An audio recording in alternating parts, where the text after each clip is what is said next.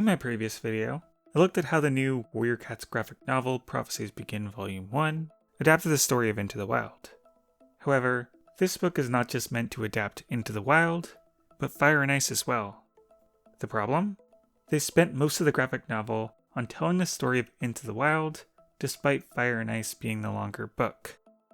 The result was actually a pretty good retelling of Into the Wild, but unfortunately the story of Fire and Ice was essentially sacrificed to make this happen. I'm going to be looking through every inclusion, change, and removal from Fire and Ice to the graphic novel. Only the major events though. Also, because Fire and Ice was adapted a little differently from Into the Wild, to say the least, I'm also adding this little icon, which I will use anytime I determine there is a critical omission. Every time something that is absolutely vital to the Prophecies Begin story arc is just gone. Again, I'm using these squares to show how each chapter compares. Black means it's the same, blue changed, and green removed, with a mix of colors being a mix of those things. Let's get fired up with Fire and Ice. The prologue is removed. A random jump to Wind Clan perspective wouldn't make sense since Fire and Ice picks up in the middle of the graphic novel. Chapter 1 has both removals and changes. Greystripe and Fireheart reflecting post-Vigil is removed. Fireheart dreaming about Wind Clan is removed. So far as changes go, Swiftpaw being made an apprentice is delayed until later in the book, and a conversation between Fireheart and Greystripe regarding telling Bluestar about Tigerclaw and Ravenpaw is delayed until after the gathering. Oh, and that leads to one more removal. In the graphic novel, Fireheart agrees with Greystripe and doesn't tell Bluestar. This is a critical omission. The whole question of why they don't just exile Tigerclaw is answered in the original book because Bluestar doesn't believe Fireheart, but now it's because Fireheart just doesn't tell her, which is way out of character because he loves to meddle in everyone's business. The confiding in Bluestar not only explains why Tigerclaw stays in ThunderClan as long as he does, it is what eventually leads to Bluestar trusting him enough to make him deputy. Now she might as well make Whitestorm deputy. Chapter 2 is where the graphic novel actually starts the Fire and Ice story, and it is all the same.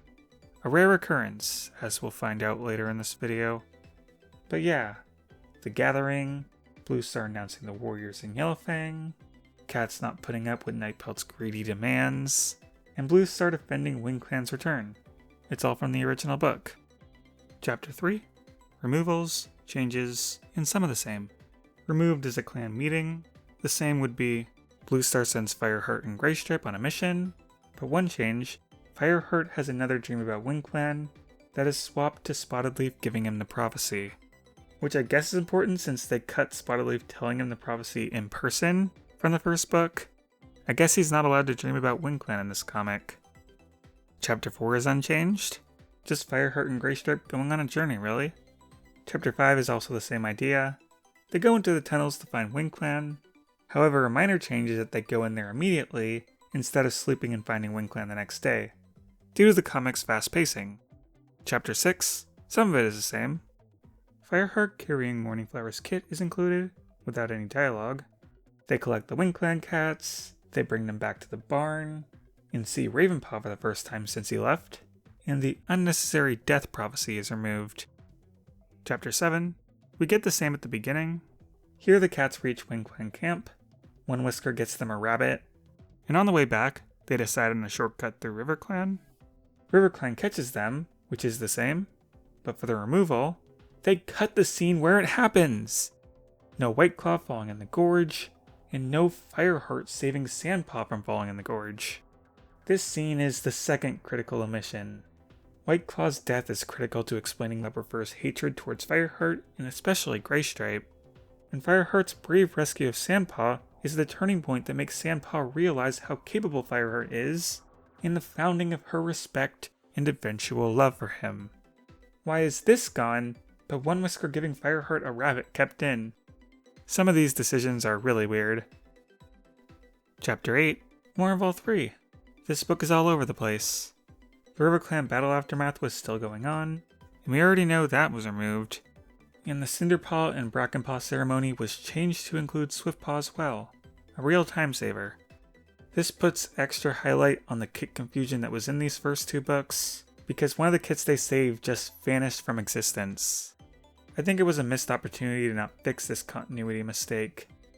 For what is the same, we have Sandpaw refuse to join Despaw's teasing, but we're missing the scene that sparked this change of attitude. Why do we have the result but not the cause? Chapter 9 is kinda there, kinda removed. But yes, Fireheart taking Cinderpaw out for the first time is represented by a little montage. The removed part will be when they chase off a kitty pet who is later revealed to be Princess.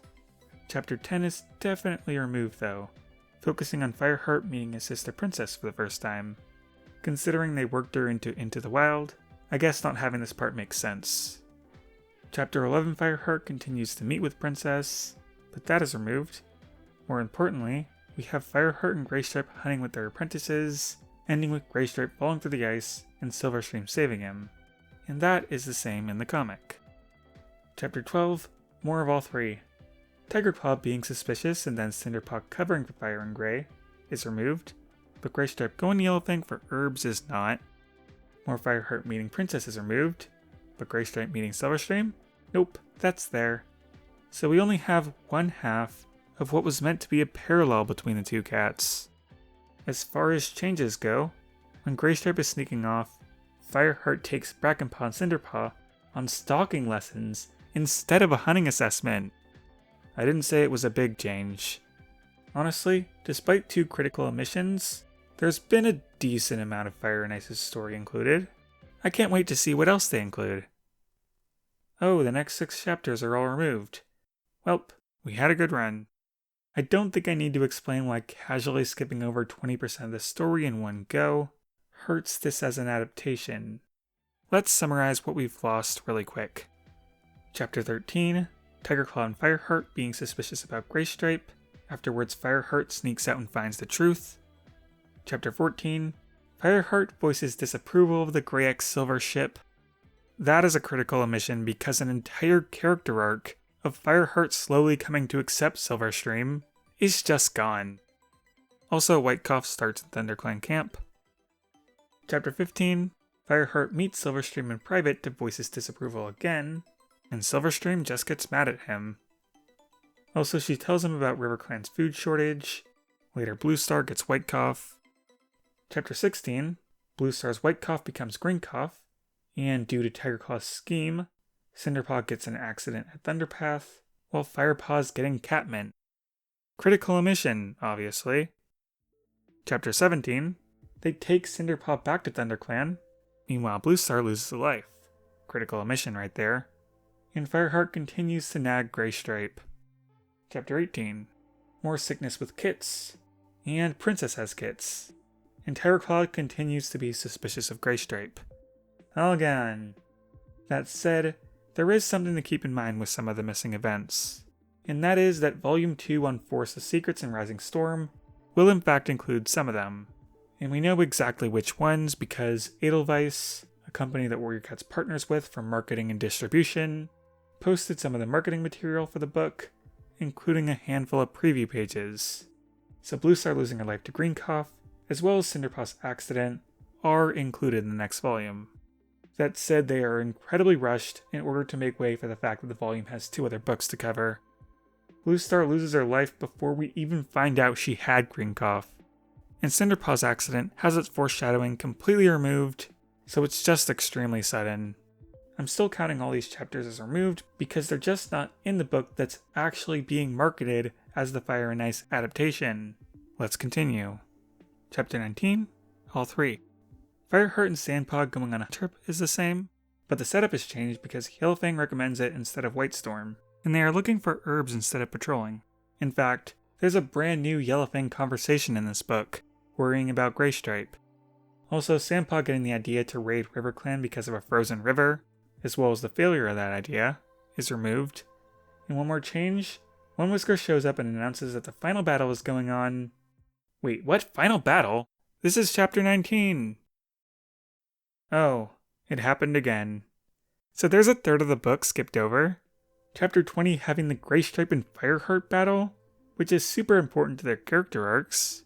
That's a critical omission. Also, Cloud Kid is introduced in this chapter. Another critical omission. Cloud Kit is confirmed to be in the next book though, so don't worry.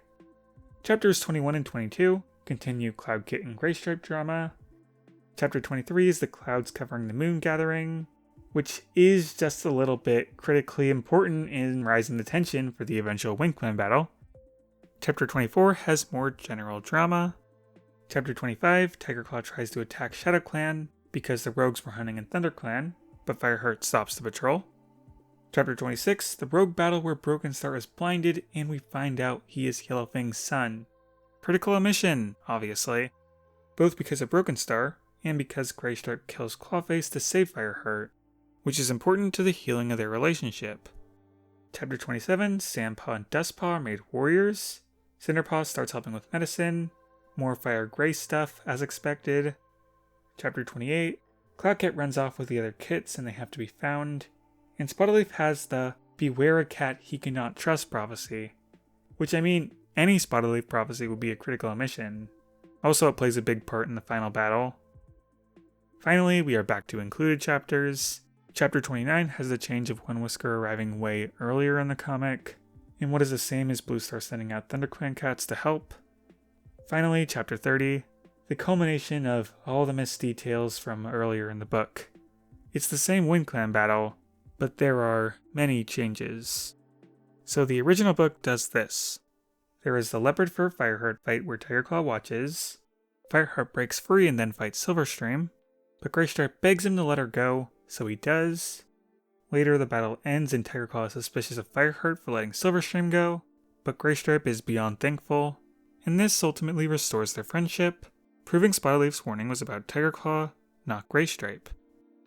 In the comic, the Silverstream fight happens first, and instead of giving Fireheart a choice, Graystripe just yoinks him off of Silverstream, and they both leave the battle completely for some reason. Then Graystripe reveals he is in love with Silverstream for the first time, and Fireheart just goes back into the battle upset. Then the Leopard Fur fight happens, which has so much less meaning because we're also meeting Leopard Fur for the first time. Tigerclaw still watches, but instead of saving himself, Graystripe saves him. The battle ends, and then somehow Fireheart is immediately okay with Graystripe being in love with Silverstream, even though it took him 17 chapters to reach that conclusion in the original book.